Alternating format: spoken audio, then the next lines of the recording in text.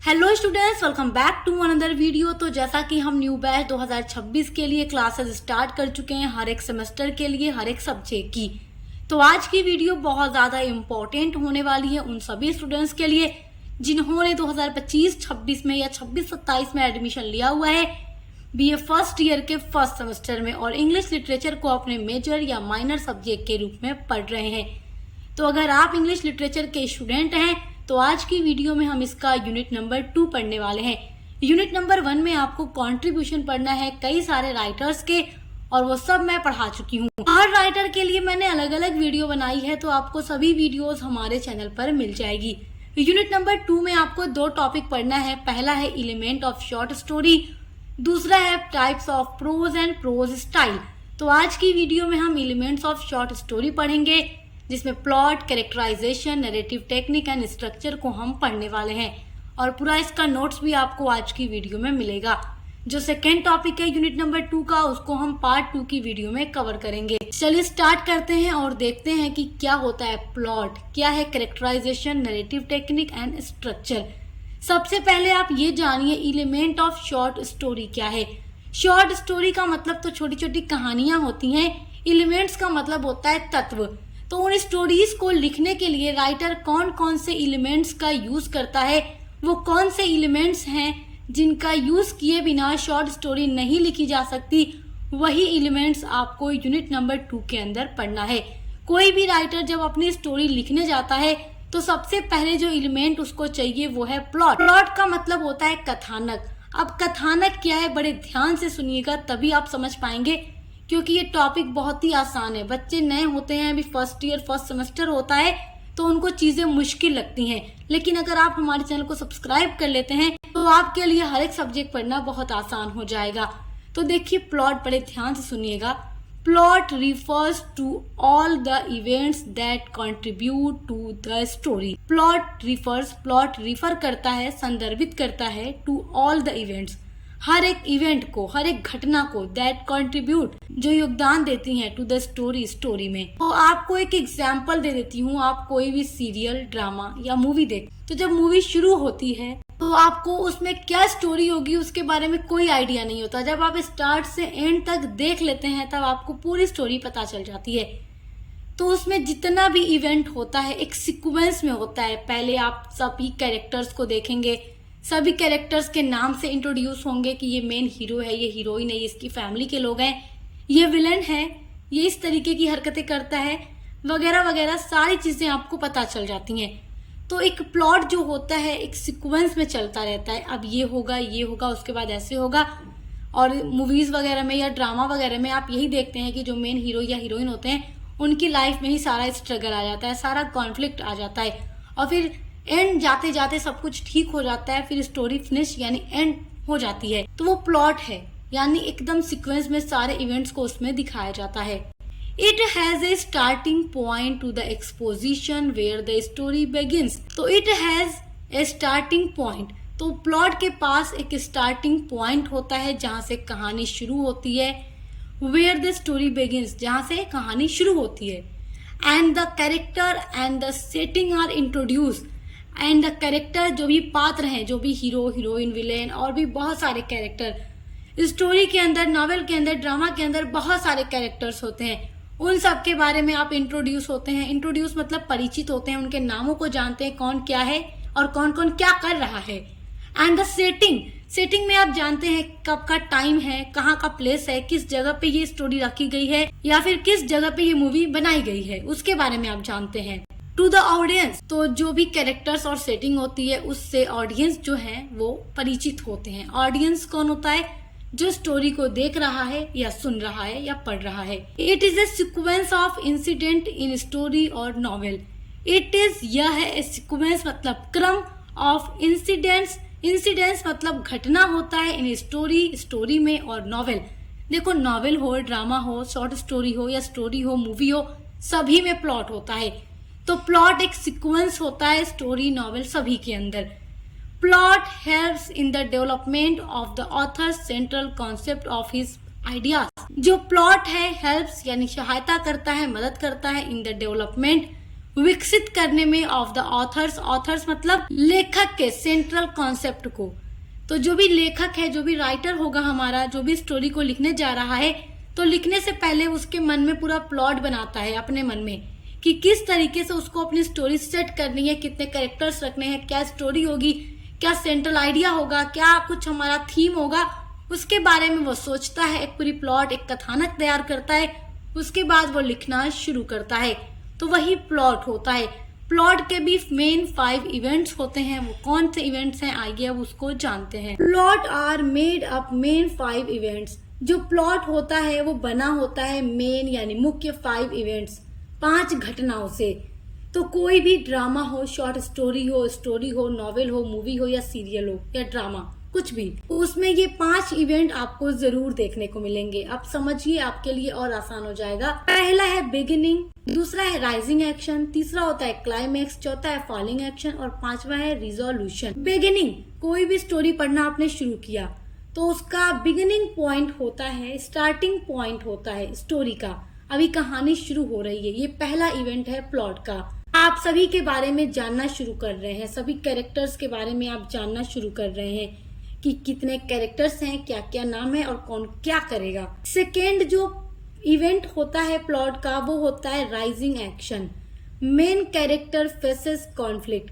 Main character का मतलब जो हीरो या हीरोइन होता है। तो हमेशा कोई भी स्टोरी हो, नॉवेल हो, मूवी हो, ड्रामा हो, उसमें आप यही देखेंगे कि विलेन जो है वो हमेशा मेन हीरो हीरोइन को परेशान करने में, उनकी लाइफ में प्रॉब्लम्स लाने में लगा रहता है। कभी भी विलन परेशान नहीं रहता, विलन परेशान करता है हीरो हीरोइन को। तो जो मेन कैरेक्टर होते हैं स्टोरी के अंदर, उनके लाइफ में कॉन्फ्लिक्ट आ जाता है, संघर्ष आ जाता है और वो उसको फेस करते हैं, उससे बाहर निकलने की पूरी कोशिश करते हैं, योजनाएं बनाते हैं। तीसरा पॉइंट आता है climax, turning point of the story. अब यहाँ से सब कुछ बदल रहा है।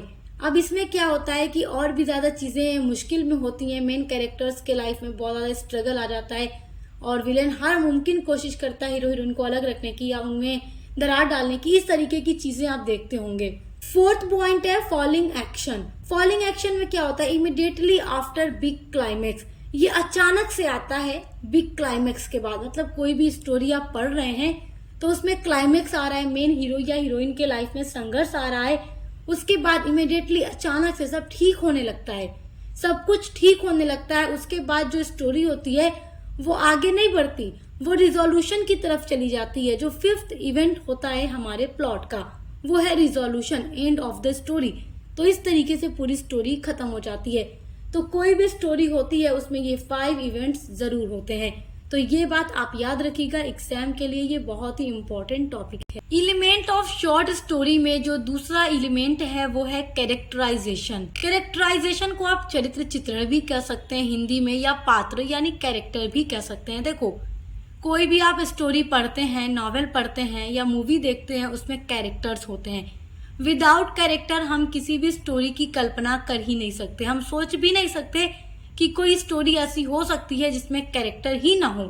क्योंकि जब भी कोई राइटर कुछ भी लिखने जाता है तो सबसे पहले प्लॉट तैयार करता है, उसके बाद कैरेक्टर्स को डिसाइड करता है कि कौन कौन से कितने कैरेक्टर्स होंगे। The writer use characters in the story to perform the action and speak dialogue. जो राइटर है, लिखने जा रहा है, प्रयोग करता है कैरेक्टर्स को इन द स्टोरी, कहानी में, टू परफॉर्म करने के लिए, दिखाने के लिए एक्शन, एंड स्पीक, बोलने के लिए डायलॉग। आप कुछ भी देखते हैं कहेंगे बड़ा तगड़ा डायलॉग बोला था। अब आप कहेंगे मैम आप मूवीज के एग्जांपल दे रही हैं। देखिए, ये समझाने के लिए होता है, ठीक है, ताकि आप चीजों को अच्छे से समझ जाएं। जो भी चीजें आप सामने से देखे होते हैं उसको समझना आसान रहता है। तो आप भी कोई मूवी वगैरह देखते हैं या कोई भी स्टोरी पढ़ते हैं, कहेंगे बड़ा तगड़ा डायलॉग बोला था। तो कैरेक्टर्स का यूज राइटर क्यों करता है, ताकि वो अपने डायलॉग को बुलवा सके कैरेक्टर्स के through. Moving the story along A plot line, और ये पूरी स्टोरी एक प्लॉट लाइन पर चलती रहती है। प्लॉट क्या है अभी आप समझ चुके हैं। Without characters a story can't exist. Without characters, बिना कैरेक्टर के स्टोरी, कोई भी कहानी, एक कहानी कांट एग्जिट यानी नहीं हो सकती। हम सोच भी नहीं सकते कि कोई स्टोरी हो सकती है बिना कैरेक्टर्स के, ये तो नामुमकिन है। The main character in a story, the main character, अब मेन कैरेक्टर को लिटरेचर की लैंग्वेज में क्या कहते हैं, प्रोटागोनिस्ट कहते हैं। इन ए स्टोरी, तो जो भी मेन कैरेक्टर होता है किसी कहानी के अंदर, नॉवेल के अंदर और प्ले के अंदर इज कॉल्ड द प्रोटागोनिस्ट, उसको प्रोटागोनिस्ट कहा जाता है। All the events in the story resolve around him, all the events और सभी जो घटनाएं होती हैं इन द स्टोरी कहानी में, रिजॉल्व अराउंड हिम वो घूमती रहती हैं उसी मेन कैरेक्टर के चारों तरफ, और मेन कैरेक्टर ही उनमें फंसा होता है और एंड में वो सब चीज़ों से बाहर आ जाता है, उसकी लाइफ अच्छी हो जाती है। तो आई होप कैरेक्टराइजेशन क्या है वो आप समझ के होंगे। देखिए किसी भी स्टोरी, नॉवेल या प्लेस के अंदर बहुत सारे कैरेक्टर्स हो सकते हैं। अब उन कैरेक्टर्स के नाम जान लेते हैं कि कितने तरीके के कैरेक्टर्स होते हैं। Types of the characters, characters के प्रकार। पहला है प्रोटागोनिस्ट, मेन हीरो या हीरोइन। कोई भी स्टोरी जो आप पढ़ रहे हैं या आप देख रहे हैं उसमें जो मेन हीरो या हीरोइन होगा उसको प्रोटागोनिस्ट कहते हैं। और पूरे स्टोरी में जितनी भी प्रॉब्लम्स होंगी या जो भी कुछ इवेंट आएंगे वो मेन प्रोटागोनिस्ट के इर्द गिर्द ही होंगे। क्यों?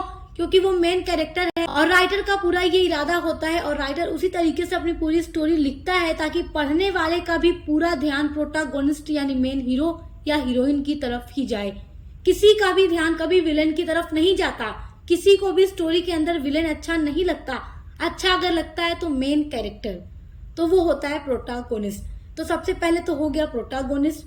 सेकेंड होता है एंटागोनिस्ट। अब जो एंटागोनिस्ट है वो अपोजिट होता है पूरी तरीके से प्रोटागोनिस्ट का। क्यों? क्योंकि ये विलेन होता है और विलेन कभी नहीं चाहेगा कि मेन कैरेक्टर, मेन हीरो या हीरोइन अपने लाइफ में खुश रहें। तो एंटागोनिस्ट हमेशा कुछ न कुछ क्रिएट करता है लोगों को परेशान करने के लिए। थर्ड कैरेक्टर होता है डायनेमिक कैरेक्टर। जो डायनेमिक कैरेक्टर होता है ये चेंज होता रहता है ड्यूरिंग द स्टोरी, मतलब स्टोरी के दौरान जो भी स्टोरी की सिचुएशन होती है उसके अनुसार ये आता भी रहता है, बदलता भी रहता है। तो आप जब भी कोई स्टोरी वगैरह पढ़ते हैं उसमें कोई कैरेक्टर आपको बार बार नहीं मिलेगा, जहां उसकी जरूरत लगेगी सिचुएशन के अकॉर्डिंग वो आपको देखने को मिलेगा। फोर्थ कैरेक्टर है स्टैटिक कैरेक्टर। जो स्टैटिक कैरेक्टर होता है ये चेंज नहीं होता, पूरी स्टोरी में ये रहता है। फिफ्थ होता है फॉइल कैरेक्टर। देखिए जो फॉइल कैरेक्टर होता है ना ये कंट्रास्ट करने के लिए दिखाया जाता है मेन हीरो या हीरोइन के साथ। आप अक्सर ऐसा देखते होंगे कि मेन हीरो या हीरोइन के साथ स्टोरी में एक ऐसा कैरेक्टर दिखाया जाता है जिससे आपका पूरा ध्यान किस पर जाता है, मेन हीरो या हीरोइन पर ही। ऐसा क्यों होता है? क्योंकि स्टोरी पूरी इसी तरीके से सेट की जाती है। कभी किसी का ध्यान विलेन की तरफ या दोस्त हीरो हीरोइन के दोस्तों की तरफ नहीं जाएगा, मेन किस पर जाएगा, मेन कैरेक्टर की तरफ जाएगा। तो फॉइल कैरेक्टर के थ्रू कंट्रास्ट करके मेन प्रोटागोनिस्ट को हाईलाइट किया जाता है ऑडियंस के सामने। रहता है फ्लैट कैरेक्टर। फ्लैट कैरेक्टर क्या होता है? ये एक ऐसा कैरेक्टर होता है जिसमें कुछ पर्सनालिटी ट्रेट्स होते हैं और ये कैरेक्टर हमेशा मेन कैरेक्टर के इर्द गिर्द लगा रहता है उसकी मदद करने के लिए। सातवां है राउंड कैरेक्टर। जो राउंड कैरेक्टर होता है ये बदल भी सकता है सिचुएशन के अकॉर्डिंग। तो ये कुछ इतने तरीके के कैरेक्टर्स होते हैं स्टोरी, नॉवेल और प्ले के अंदर। तो आई होप इनके बारे में आप समझ के होंगे। एलिमेंट ऑफ शॉर्ट स्टोरी में जो तीसरा एलिमेंट है वो है नरेटिव टेक्निक। नरेटिव मतलब वर्णन करना, टेक्निक मतलब विधि या तरीका। तो नरेटिव टेक्निक का मतलब होता है वर्णन करने का तरीका या स्टोरी को एक्सप्लेन किस तरीके से करना है, किस वे में करना है, उसका पूरा मेथड, उसकी पूरी टेक्निक। देखिए कोई भी स्टोरी होती है, कोई भी नॉवेल होता है, जब आप पढ़ते हैं तो पढ़ रहे हैं तो ये किसी राइटर ने लिखा होगा, तो राइटर उसको इस तरीके से लिखता है ताकि आप पढ़ें तो आपको वो चीजें एकदम वैसी ही दिखती जाएं, पढ़ते जाएं, समझ में आती जाए। उसके लिए राइटर को बड़ी मेहनत करनी पड़ती है, अपना पूरा नरेटिव टेक्निक बनाना पड़ता है, किस वे में वो अपनी स्टोरी को कहेगा जिससे कि उसका मेथड भी अच्छा हो, आसान भी हो और उसके रीडर को अच्छे से समझ में भी आ जाए। और कभी कभी जब राइटर को अपनी बात घुमानी होती है, घुमाकर अपने रीडर को बतानी होती है, तो वो उस तरीके की टेक्निक का यूज करता है। तो वही बात थोड़ा घुमा के कही जाती है। तो स्टोरी लिखने के भी बहुत सारे मेथड होते हैं, बहुत सारी टेक्निक होती है। Narrative technique are the methods writer use to tell stories, shaping how reader experience and understand the narrative. Narrative यानी कि कथात्मक, टेक्निक मतलब तकनीकें यानी वर्णन करने का तरीका, आर द मेथड ये विधियां हैं। राइटर्स यूज जिसका प्रयोग लेखक करता है, टू टेल, टेल मतलब सुनाने के लिए, स्टोरीज मतलब कहानियां। तो नरेटिव टेक्निक वो मेथड है जिनका यूज राइटर करता है स्टोरी को सुनाने के लिए। Shaping how readers experience and understand. अब देखो शेपिंग मतलब होता है आकार देने के लिए, हाउ रीडर्स, हाउ मतलब कैसे, रीडर्स मतलब जो पाठक हैं जो स्टोरी को पढ़ेंगे, अगर आप कोई स्टोरी पढ़ेंगे अपने सिलेबस के अंदर तो आप रीडर हुए। एक्सपीरियंस मतलब होता है अनुभव। अंडरस्टैंड मतलब समझने के लिए, द नरेटिव वर्णन करने के तरीके को। तो जो नरेटिव टेक्निक है वो मेथड होता है जिनका यूज लेखक स्टोरीज को सुनाने के लिए करता है और रीडर के एक्सपीरियंस को और अपनी स्टोरी को समझ का आकार देने के लिए करता है, ताकि उसका जो रीडर है वो उसकी स्टोरी को पढ़कर चीजों को अच्छे तरीके से समझ जाए। These techniques encompass various aspect of story telling. ये इनकम्पास है, ये डबल एस है, ओके।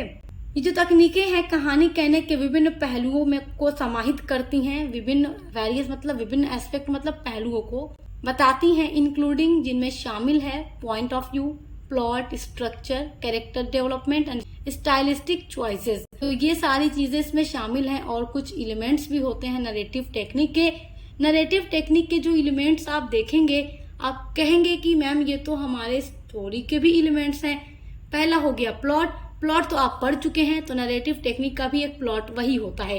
कैरेक्टराइजेशन भी आप पढ़ चुके हैं, तो दूसरा कैरेक्टर है। नरेटिव टेक्निक में भी एक एलिमेंट कैरेक्टर आ जाता है। तीसरा है point of view. Point of view में देखिए first person point of view होता है, second person point of view होता है और third person point of view होता है। तो जब राइटर अपनी स्टोरी को लिखता है तो अगर उसे first point of view person को यूज करना होता है तो उस स्टोरी को बताने वाला जो होता है, नरेटर जो होता है, वो चाहे आई होगा या वी होगा, यानी मैं या हम का यूज करके वो स्टोरी को नरेट करेगा, वर्णन करेगा। Second person point of view में क्या होता है कि कहानी आपका प्रयोग करके सीधे पाठक को सुनाई जाती है, तो इसमें यू का यूज होता है। और third person point of view में कहानी एक बाहरी कथावाचक द्वारा वह, यह, वह या वे का प्रयोग करके सुनाई जाती है, यानी शी, ही, दे, वे, इस तरीके से सुनाई जाती है। सेटिंग का मतलब होता है कि क्या जगह होगी, क्या प्लेस होगा, क्या टाइम होगा। थीम का मतलब तो आप जानते हैं कि पूरी स्टोरी में क्या थीम होगा, क्या टॉपिक होगा। कॉन्फ्लिक्ट मतलब संघर्ष होगा। स्टाइल क्या होगा, शैली क्या होगी लिखने की। क्लाइमेक्स भी अब आप पढ़ चुके हैं अभी। तो ये पूरा नरेटिव टेक्निक होता है। आई होप कि आप ये समझ गए होंगे। इसमें ये एलिमेंट्स इसलिए होते हैं ताकि इनका यूज करके राइटर अपनी टेक्निक को अच्छा बना सके और स्टोरी को आसान तरीके से एक्सप्लेन कर सके अपने रीडर के सामने। एलिमेंट ऑफ शॉर्ट स्टोरी में जो चौथा एलिमेंट है वो है स्ट्रक्चर। स्ट्रक्चर मतलब होता है संरचना। देखिए कोई भी स्टोरी लिखने से पहले राइटर उसका पूरा स्ट्रक्चर तैयार करता है। Structure refers to how a literary work is organized and how its parts are arranged। तो स्ट्रक्चर जो होता है, जो संरचना होती है, रिफर मतलब संदर्भित करती है, टू हाउ कैसे, ए लिटरेरी वर्क एक साहित्यिक, लिटरेरी मतलब साहित्यिक, वर्क मतलब कार्य, यानी कि कोई भी राइटर जब भी कोई स्टोरी लिख रहा है, नॉवेल लिख रहा है, ड्रामा लिख रहा है, तो उसको लिटरेरी वर्क कहेंगे।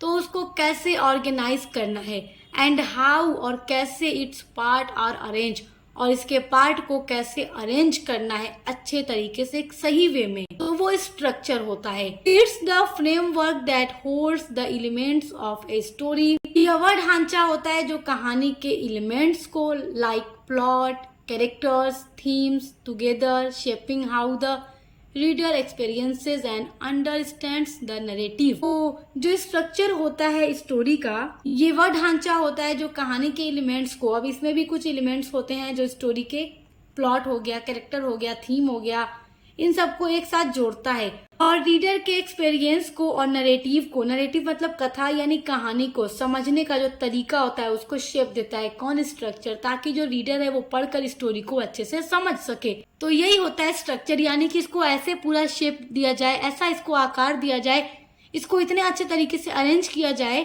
ताकि जब भी रीडर इसको पढ़े तो स्टोरी में क्या कुछ एक्सपीरियंस उसको मिल रहा है, क्या उसको कहानी समझ में आ रही है कि नहीं, उस तरीके से अरेंज किया जाता है ताकि रीडर उसको अच्छे से समझ सके।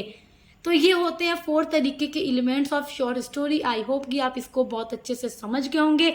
आपका जो दूसरा टॉपिक है types of prose and prose style, उसको हम नेक्स्ट वीडियो में कवर करने वाले हैं। तो इसी तरीके से आपके हर एक सब्जेक्ट की क्लासेस चैनल पे चल रही है, तो विजिट जरूर कीजिएगा। अब मिलते हैं अगली वीडियो के साथ।